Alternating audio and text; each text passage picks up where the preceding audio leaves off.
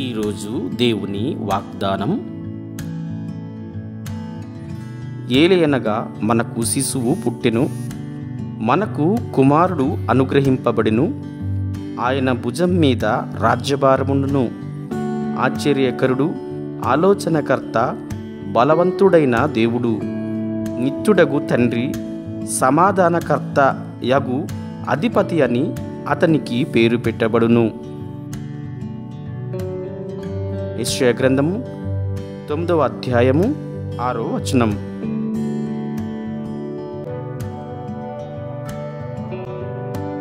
దయగలిగిన ప్రభువా, ఈరోజు ఈ వాగ్దానమును మాకు ఇచ్చినందుకై నీకు వందనాలు.